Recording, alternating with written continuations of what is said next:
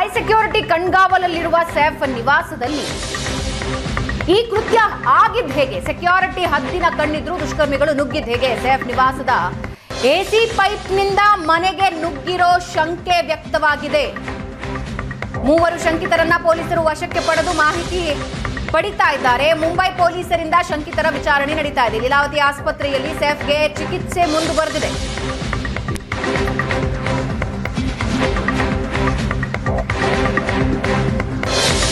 ಮಂಜು, ಒಂದು ಎಸಿ ಪೈಪ್ನಿಂದ ಬಂದಿರಬೇಕು ಅಥವಾ ಆ ಬಿಲ್ಡಿಂಗ್ನಲ್ಲಿ ಕೆಲಸ ಮಾಡೋರಾಗಿರ್ಬೇಕು, ಕೆಲಸ ಮಾಡೋರ ಪರಿಚಯಸ್ಥರಾದರೂ ಆಗಿರಬೇಕು. ತುಂಬಾ ಕನ್ಫ್ಯೂಷನ್ಸ್ ಇದೆ. ಅಂದ್ರೆ ಒಂದು ಟೈಟ್ ಸೆಕ್ಯೂರಿಟಿ ಇರುವಂತಹ ಬಿಲ್ಡಿಂಗ್ ನ ಒಳಗೆ ನುಗ್ಗುತ್ತಾರೆ, ಬೆಡ್ರೂಮಿಗೆ ನುಗ್ಗುತ್ತಾರೆ, ಅಟ್ಯಾಕ್ ಮಾಡ್ತಾರೆ ಅಂದ್ರೆ ತುಂಬಾ ದಿನಗಳಿಂದ ಇದರ ಬಗ್ಗೆ ಪ್ಲಾನ್ ನಡೆದಿರೋದಂತೂ ಸ್ಪಷ್ಟ ಆಗ್ತಿದೆ. ಅದನ್ನ ಈಗಲೇ ಹೇಳಲಿಕ್ಕೆ ಸಾಧ್ಯ ಇಲ್ಲ. ಬಟ್ ಅದ್ರ ಬಗ್ಗೆ ಒಂದಷ್ಟು ಗೊತ್ತಿರೋರೇ ಈ ಕೆಲಸ ಮಾಡಿದ್ದಾರೆ ಅನ್ನುವಂಥದ್ದು ಪೊಲೀಸರ ಶಂಕೆ. ಯಾಕಂದ್ರೆ ಮನೆ ಒಳಗಡೆ ಎಲ್ಲಿ ಹೋದ್ರೆ ಏನ್ ಸಿಗುತ್ತೆ ಅನ್ನೋಂಥದ್ದು ಗೊತ್ತಿದೆ. ಹಾಗಾಗಿ ಅಂತವ್ರದ್ದೇ ಈ ಕೆಲಸ ಅನ್ನುವಂಥದ್ದು ಪೊಲೀಸರು ಹೇಳ್ತಾ ಇರುವಂತದ್ದು ಮೇಲ್ನೋಟಕ್ಕೆ.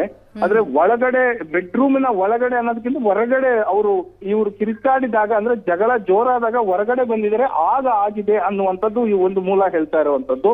ಇನ್ನೂ ಕೂಡ ಅದಕ್ಕೆ ಅಧಿಕೃತವಾಗಿ ಮಾಹಿತಿ ಸಿಗಬೇಕಾಗಿದೆ. ಇದೆಲ್ಲಕ್ಕಿಂತ ಇಂಪಾರ್ಟೆಂಟ್ ಆಗಿ ಅವರು ಒಳಗಡೆ ಅಂತೂ ಪ್ರವೇಶ ಮಾಡಿ ಆಯ್ತು, ಅವ್ರು ಹೊರಗಡೆ ಹೋಗ್ತಾ ಇರುವಂತದ್ದು ಸಿಸಿಟಿವಿಯ ವಿಜುವಲ್ಸ್ ಎಲ್ಲವೂ ಕೂಡ ನಮ್ಮ ಹತ್ರ ಇದೆ ಅನ್ನುವಂಥದ್ದು. ಯಾವ ಭಾಗದಿಂದ, ಮನೆಯ ಮೇನ್ ಡೋರ್ ಇಂದ ಓಡಿದ್ರ ಅಥವಾ ಯಾವ ಭಾಗದಿಂದ ಎಸ್ಕೇಪ್ ಆದ್ರು? ಅವರು ಒಳಗಡೆ ಬಂದಿರೋದ್ರ ಬಗ್ಗೆ ಇನ್ನೂ ಏನೋ ಮಾಹಿತಿಯನ್ನ ಪೊಲೀಸರು ಹೇಳ್ತಾ ಇಲ್ಲ. ಆದ್ರೆ ಹೊರಗಡೆ ಹೋಗ್ತಾ ಇರೋದ್ರ ಬಗ್ಗೆ ಮಾಹಿತಿ ಇದೆ ಅಂತ ಪೊಲೀಸರು ಅಷ್ಟೇ ಹೇಳಿದ್ದಾರೆ. ಅವ್ರು ಹೇಗೆ ಬಂದಿದ್ದಾರೆ ಏನು ಅನ್ನುವಂಥದ್ದು ಇನ್ನೂ ಪರಿಶೀಲನೆಯಲ್ಲಿ ಮಾಧ್ಯಮಗಳಿಗೆ ಮಾಹಿತಿ ಗೊತ್ತಾಗ್ಬೇಕಾಗುತ್ತೆ. ಸೊ ಹಾಗಾಗಿ ಅವರು ಈ ಕ್ಷಣಕ್ಕೆ ಹೇಳ್ತಾ ಇರುವಂತದ್ದು ನಮಗೆ ಮೇನ್ ಎವಿಡೆನ್ಸ್ ಆಗಿ ಅಥವಾ ಆತಂಕ ಪಡುವ ಸ್ಥಿತಿಯಲ್ಲಿಲ್ಲ, ಯಾಕೆ ಯಾರು ಏನು ಅನ್ನುವಂಥದ್ದು. ಬಟ್ ನಮಗೆ ಸಿಸಿಟಿವಿ ಒಂದಷ್ಟು ಇದು ಕೊಟ್ಟಿದೆ ಅನ್ನುವಂಥದ್ದು ಪೊಲೀಸರು ಹೇಳ್ತಾ ಇರುವಂತದ್ದು, ಬಾಂಬೆ ಪೊಲೀಸರು. ಹಾಗಾಗಿ ಅವರಿಂದ ಏನು ಮಾಹಿತಿ ಬರುತ್ತೆ ಅನ್ನುವಂಥದ್ದು ಎಲ್ಲರ ನಿರೀಕ್ಷೆ ಕೂಡ ಇದೆ ಭಾವನಾ. ಓಕೆ, ಇದರ ಜೊತೆಗೆ ಇತ್ತೀಚಿನ ದಿನಗಳಲ್ಲಿ ಬಿಷ್ಣೋಯ್ ಗ್ಯಾಂಗ್ನ ಸಮಸ್ಯೆ ಜಾಸ್ತಿ ಆಗಿದೆ. ಈಗಾಗಲೇ ಬಿಷ್ಣೋಯ್ ಗ್ಯಾಂಗ್ ಬಾಲಿವುಡ್ಗೆ ಭಯ ಹುಟ್ಟಿಸಿರೋದು ಎಲ್ರಿಗೂ ಗೊತ್ತೇ ಇದೆ. ಬಿಷ್ಣೋಯ್ ಗ್ಯಾಂಗ್ನ ಕೈವಾಡ ಏನಾದರೂ ಇದೆಯಾ ಅಥವಾ ಇದು ಪಕ್ಕಾ ರಾಬರಿಗೆ ಬಂದಿರೋದು ಅನ್ನೋದು ಪೊಲೀಸರು ಕನ್ಫರ್ಮ್ ಮಾಡ್ತಾ ಇದ್ದಾರಾ? ಈ ತನಕ ಅವ್ರಿಗೆ ಏನು ಮಾಹಿತಿ ಇದೆ ಅಥವಾ ಅವರು ಅಟ್ಯಾಕ್ ಮಾಡಿದ್ದಾರೆ ಅಥವಾ ಏನು ಇರಿತ ಮಾಡಿದ್ದಾರೆ ಅದನ್ನ ನೋಡಿ ಹೇಳುವ ಪ್ರಕಾರ ಇವ್ರದ್ದು ಯಾವುದೇ ಬೇರೆ ಇಲ್ಲ, ಇವ್ರು ಬಂದಿರೋದೇ ಕಳ್ಳತನಕ್ಕೆ. ಹೌದು, ಸೈಫ್ ಅಲಿ ಖಾನ ಅಥವಾ ಯಾರು ಅಂತ ಬಹುತೇಕ ಅವ್ರಿಗೆ ಗೊತ್ತಿದ್ದಂಗೆ ಇಲ್ಲ, ನುಗ್ಗಿದ್ದಾರೆ ಮನೆ ಒಳಗಡೆ. ಹಾಗಾಗಿ ಅದು ಗಲಾಟೆ ಆಗಿದೆ, ಚಾಕು ಇರಿತ ಆಗಿದೆ ಅಂತ ಪೊಲೀಸರು ಈ ತನಕ ಹೇಳ್ತಾ ಇರುವಂತದ್ದು. ಆದ್ರೆ ಬಾಲಿವುಡ್ಗೆ ಮತ್ತೆ ಬೆದರಿಕೆಗೆ ಬಹಳ ಹಳೆ ನೆಂಟು.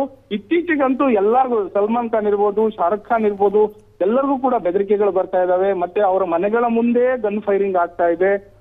ಸೊ ಇಂಥವೆಲ್ಲವೂ ಕೂಡ ನೋಡಿದಾಗ ಇದರ ಹಿಂದೆಯೂ ಕೂಡ ಇಂಥದ್ದೊಂದು ಇರಬಹುದಾ ಅನ್ನುವಂತ ಸಂಶಯ ಮೂಡೋದಂತೂ ಕೂಡ ಸಹಜ. ಅದರ ಜೊತೆಗೆ ಪೊಲೀಸರು ಕೂಡ ಈ ಆಂಗಲ್ ಅಲ್ಲಿ ಒಂದು ತನಿಖೆ ಅಂತೂ ಆರಂಭ ಮಾಡಿಯೇ ಮಾಡ್ತಾರೆ.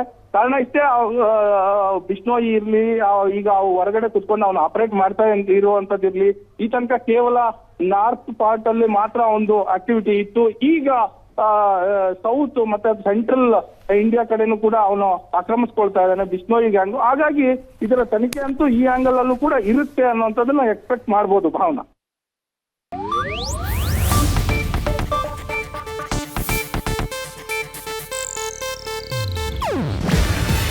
ಇದು ಏಷ್ಯಾನೆಟ್ ನ್ಯೂಸ್ ನೆಟ್ವರ್ಕ್ ಪ್ರಸ್ತುತಿ. ನೀವು ನೋಡ್ತಿದ್ದೀರಾ ಏಷ್ಯಾನೆಟ್ ಸುವರ್ಣ ನ್ಯೂಸ್.